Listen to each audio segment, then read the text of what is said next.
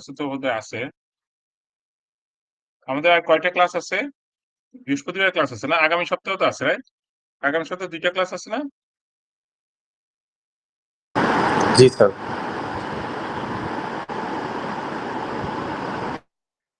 আর একটা ক্লাস লাগবে। মানে আগামী বৃহস্পতিবার অনেকগুলো জি আসলে শেষ স্যার, হয়ে জি যাবে। স্যার।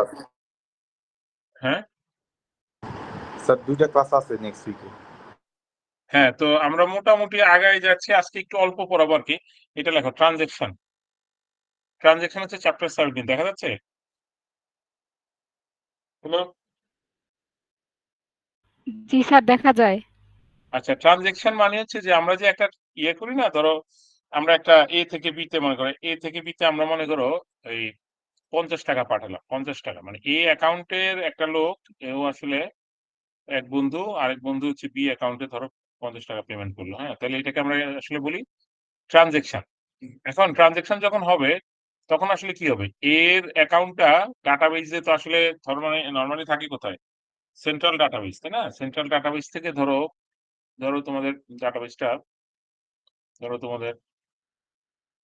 ধরো সোনালী ব্যাংক। সোনালী ব্যাংকের ডাটাবেসটা আসলে মেইনলি আসলে আসছে হচ্ছে ধরো মতিঝিলের হেড অফিসে। তাহলে এখন এইটা এটা যদি তুমি রামপুরা ব্রাঞ্চে যদি এটা ট্রান্সেকশন করো, তাহলে কিন্তু এটা ফার্স্টে মতিঝিল ব্রাঞ্চ মানে সেন্ট্রাল ডাটাবেস থেকে রিড করতে হবে। রিড করে ব্যালেন্সটা মনে করো আসবে। ব্যালেন্সটা ধরলাম যে ৳৭০০। তাহলে ৳৭০০ এখানে বিয়োগ হবে, বিয়োগ হয়ে হবে ৬৫০ এবং এই ৬৫০ ডাটাটা আবার কোথায় যাবে? আবার মেইন সেন্ট্রাল সার্ভারে রাইট হইতে হবে না? মতিঝিলে? হ্যালো? দেখা যাচ্ছে? হ্যাঁ? জি স্যার, দেখা যাচ্ছে।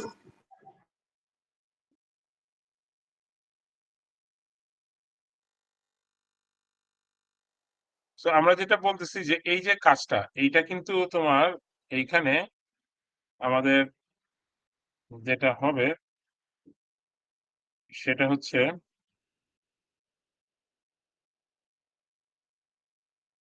এই কোন কন্টেন্টটা? চার্জে তো খুব বেশি নাই। আচ্ছা।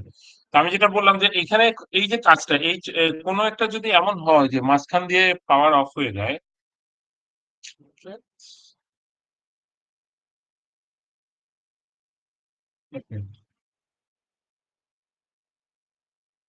ধরো যদি ধরো যদি এমন হয় যে আমাদের এই জায়গায় আমরা যখন কাজটা করতেছিলাম এইটা হওয়ার পরে কারেন্ট চলে গেল। হ্যাঁ? কারেন্ট মানে এই ৬ টা লাইনের মধ্যে ৩ টা লাইন এক্সিকিউট হলো আর বাকি ৩ টা লাইন এক্সিকিউট হইল না। তাইলে কি হবে বলো তো? তখন কি হবে?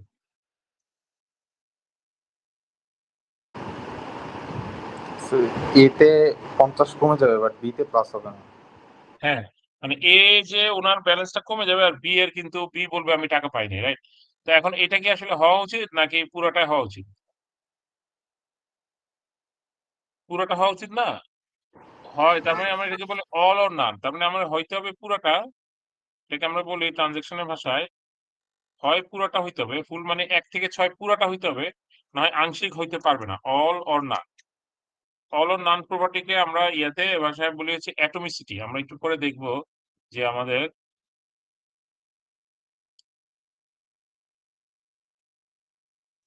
আমরা একটু পরে দেখব হচ্ছে তোমার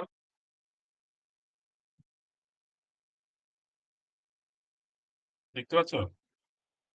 অ্যাটমিসিটি। অ্যাটমিসিটি লেখো। অ্যাটমিসিটি মানে হচ্ছে অল অর নান মানে হয় পুরাটা হবে না হয় অর্ধেক হইতে পারবে না। অর্ধেক হওয়া যাবে না। ঠিক আছে? তো এটা আমরা এখানে দেখে ফেলবো। ঠিক আছে? তো এখন আ এজন্য বললাম এটা ট্রান্সেকশনের একটা প্রপার্টি। ট্রান্সেকশনের আমরা ৪ টা প্রপার্টি আমরা দেখব এখন। যে একটু পরে আছে স্লাইড। একটু লিখে ফেলো। ট্রান্সেকশনের 4 প্রপার্টি এটাকে আমরা বলি এসিড। এসিড মানে হচ্ছে এ দিয়ে হচ্ছে অ্যাটমিসিটি, সি দিয়ে হচ্ছে কনসিস্টেন্সি। সবাই লেখো। তারপরে কি? আইসোলেশন আর ডিউরেবিলিটি। সবাই দেখতে পাচ্ছ? জি স্যার।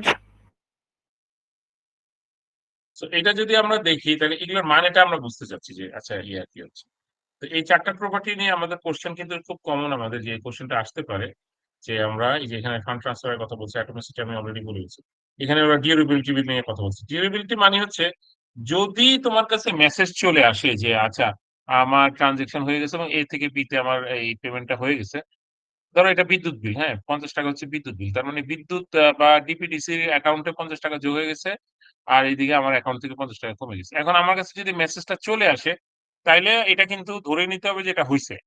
এখন লাস্টে যদি পট করে ওরা বলে যে না হয় নাই, মানে মেসেজ চলে আসছে কিন্তু আমি পরে আবার আ মানে ব্যাংক বলল যে না আমার ভুল হইছে। এটা কি বলা যাবে? নাকি মানে এরকম বলার কোনো স্কোপ নাই? তার মানে কনফার্মেশন হওয়ার পরে এটা কোনোভাবে আসলে আনডু হবে এটা আমরা এক্সপেক্ট করি না। সো কনফার্ম মানে এটা হয়ে গেছে। ঠিক আছে? এটা কেউ বলবে না যে অস্বীকার করার কোনো উপায় থাকবে না। সো এখানে ডিউরেবিলিটি মানে হচ্ছে যখন আমরা বলব যে কমিট, আমরা দেখব যে ডাটাবেজে আমরা একটা শব্দ ইউজ করি কমিট, হ্যাঁ? কমিট মানে হচ্ছে তোমরা শুনবা কিছুদিন পরে। কমিট মানে হচ্ছে যে আমি এইখানে ডাটাটা আমি রাইট করে ফেললাম। A ও চেঞ্জ হয়ে গেল, B ও চেঞ্জ হয়ে গেল।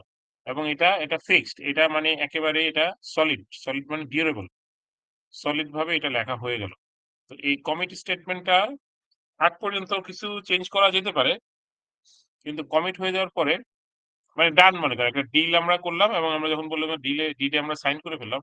সেই ডিলে সাইন করার পরে কিন্তু তুমি আর চেঞ্জ করতে পারবে না। মতামত চেঞ্জ করার কোনো সুযোগ নাই।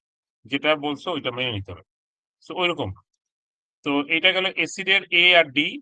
তো আরো ২ টা আছে আমরা এই ২ টা নিয়ে একটু কথা বলি। তার আগে আমরা একটু দেখাই যে আমাদের এই যে এই স্লাইডটা এই দেখছো অ্যাসিড প্রপার্টি। তাহলে আমরা বলতেছি ৪ টা প্রপার্টি অ্যাটমিসিটি, কনসিস্টেন্সি, আইসোলেশন আর কি ডিউরেবিলিটি। ডিউরেবিলিটি সংজ্ঞাটা হচ্ছে a transaction complete successfully the changes has made uh, it has made to the database must persist আর কি। তার মানে আমি যেটা চেঞ্জ করলাম সেটা অবশ্যই পারসিস্ট করতে হবে। এমন বলা যাবে না যে আমার এটা ভুল হয়ে গেছে বা এটা হয় নাই। ট্রান্সেকশনটা মাঝখান দিয়ে আনডু হয়ে গেছে। এরকম কোনো কথা বা এরকম কোনো দাবি করা যাবে না। সিস্টেম ফেইলিউর হইলেও এটা যেন ডাটাবেজে অবশ্যই থাকে। তার মানে এটা মেক সিওর করতে হবে যে এইটা রাইট করার সময় কোনোভাবে পাওয়ার অফ হবে না। ঠিক আছে? তো এই ডিউরেবিলিটি আছে। এখন কনসিস্টেন্সি আর আইসোলেশনটা একটু সময় লাগবে। আইসোলেশন আগে আমরা কনসিস্টেন্সিটা বুঝতে পারি। কনসিস্টেন্সি মানে হচ্ছে যে আমরা যদি একটা ডাটাবেজের ট্রান্সেকশন করি, আমরা যেটা একটু আগে দেখলাম। দেখতে পাচ্ছ সবাই?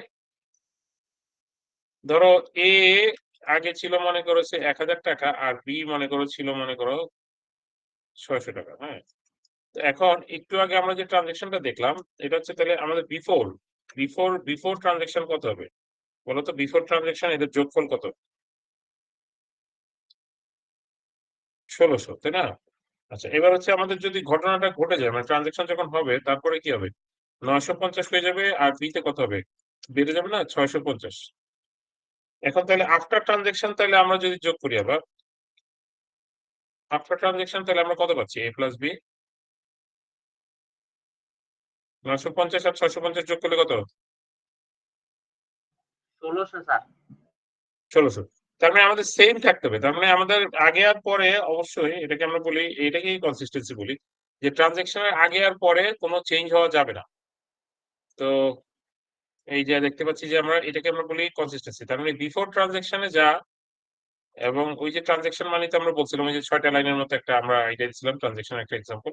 সো ট্রান্সেকশন এর আগে এবং পরে এই ট্রান্সেকশনটা কমপ্লিট হওয়ার পরে আর আগের মধ্যে কোন হওয়া যাবে না। এখানে কোনো বাড়া যাবে না বা কমানো যাবে না। এমন যদি হয় যে আচ্ছা আগের যোগফলটা হচ্ছে ১৬০০ কিন্তু পরের যোগফলটা মনে করো ১৫৫০ তাইলে আমরা বুঝবো যে এটা কনসিস্টেন্ট না। এখানে গন্ডগোল আছে।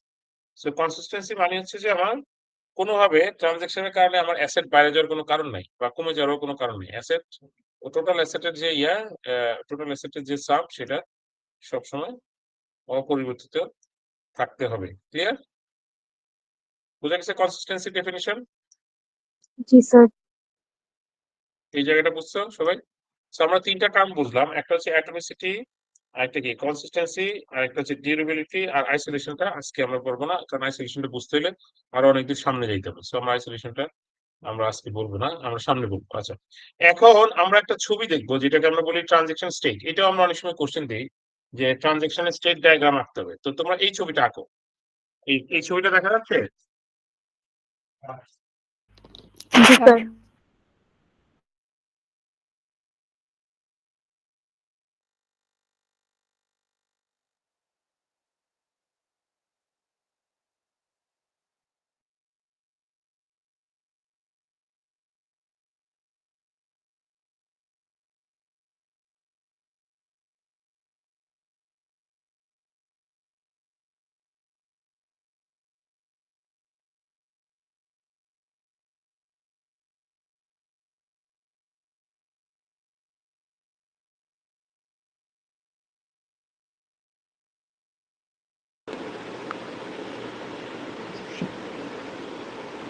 তুমি কি আঁকছো?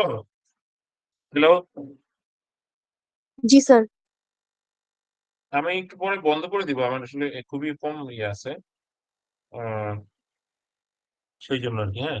তো এইখানে আমরা যেটা বলতে যাচ্ছি যে একটা কাজ যখন ওই যে ট্রান্সেকশনের যে ৬ টা লাইন আমরা লিখছিলাম, ট্রান্সেকশন অ্যাক্টিভ হওয়ার পরে কিছু দূর আগানোর পরে যদি মাঝখানে কোনো ঝামেলা হয়, এই দেখো ফেইল হইলে আর কমিট হওয়ার কোনো সুযোগ নাই। সেটা মানে মাঝখানে কোনো ঝামেলা হইলেই সেটা আল্টিমেটলি কি হবে? অ্যাবর্ট। অ্যাবর্ট মানে আনডু হয়ে যাবে। এটা মানে অর্ধেক কমপ্লিট হওয়ার কোনো সুযোগ নাই। আমরা যেটা দেখছিলাম যে ১, ২, ৩ এক্সিকিউট করলো। ৪ নাম্বার লাইনে যে ঝামেলা হইলো তাহলে কিন্তু আর এটা লাস্ট পর্যন্ত এটা হবে না। এটাকে আনডু করতে হবে। আনডুর এখানে আমরা লিখতেছি অ্যাবর্ট শব্দটা ইউজ করতেছি। আচ্ছা। আর যদি এমন হয় যে কোনটা ট্রান্সেকশন শুরু হওয়ার পরে কিছু দূর আগাইলো তারপরে আর বাকিটা নরমালি সুন্দর মতো শেষ হলো। তখন আমরা বলছি এটাকে আমরা কমিট নামে একটা স্টেটমেন্ট চালাই এবং কমিট মানে হচ্ছে একেবারে ফাইনালি ডাটাবেসটা ঠিকমতো একটা স্টেবল অবস্থায় হয় এবং এটা ডিউরেবল হয়। তো এই সিচুয়েশনটাকে আমরা বা এই ইয়াটাকে আমরা বলি ট্রানজিশন স্টেট ডায়াগ্রাম বা ট্রানজিশন ডায়াগ্রাম। তো এইটা আমরা এইখানে আরকি আমি যেটা মুখে বললাম সেটার করেসপন্ডিং কিছু ব্যাখ্যা এখানে আছে। তো ট্রানজিশন স্টেট একটা কোয়েশ্চেন আমাদের খুব কমন। সবাই একটু লিখে নাও যে আমাদের এই ডায়াগ্রামটার উপরে আমাদের কোয়েশ্চেন আসতে পারে। আরেকটা কোয়েশ্চেন হচ্ছে তোমাদের অ্যাসিড প্রপার্টির উপরে। সো আমরা ২ টা মেইন কোয়েশ্চেন আমি বলে দিলাম। একটা হচ্ছে অ্যাটমিসিটি, এই ৪ টা প্রপার্টি সম্পর্কে আমরা জানতে চাইতে পারি এবং এটা কিভাবে কাজ করে। আরেকটা কমন কোয়েশ্চেন হচ্ছে যে এই ছবিটা এবং এই যে এটা। কারো কোনো প্রশ্ন আছে ট্রানজিশন স্টেট নিয়ে? না স্যার।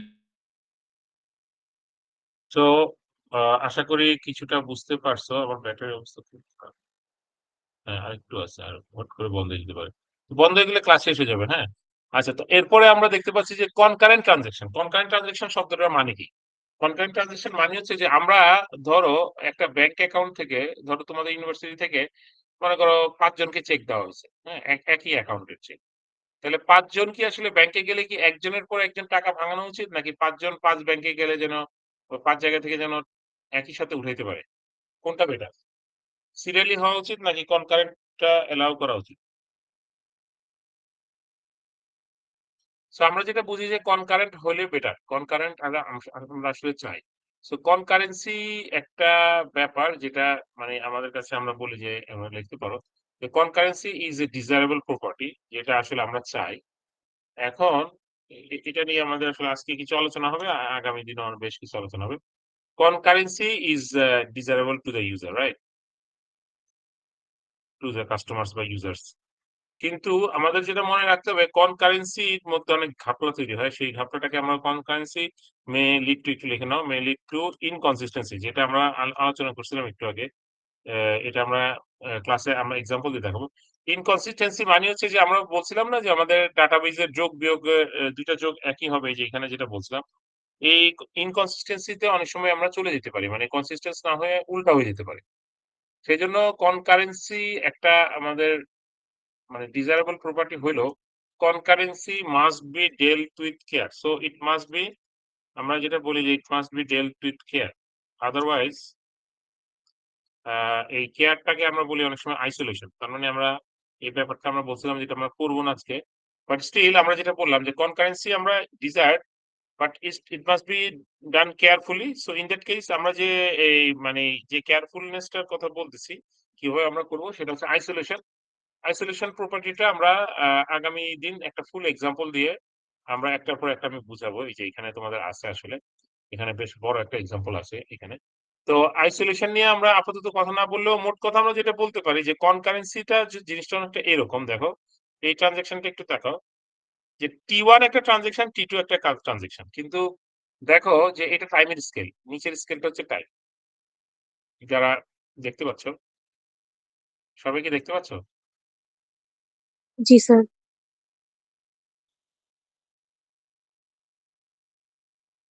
আচ্ছা।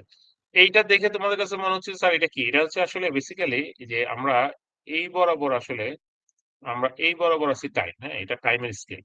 আচ্ছা টাইমের স্কেল মানে হচ্ছে যে আমাদের একটা ট্রানজাকশন T1 এখানে ২ টা ট্রানজাকশন নাম আছে। দেখো এই যে একটা হচ্ছে T1 মনে করো এটা মতিঝিল ব্রাঞ্চে হচ্ছে বা এটা ধরো হচ্ছে রামপুরা ব্রাঞ্চে হচ্ছে, এটা ধরো মনে করো মিরপুর ব্রাঞ্চে হচ্ছে। এই ঘটনা রামপুরায় আর এটা মিরপুরে।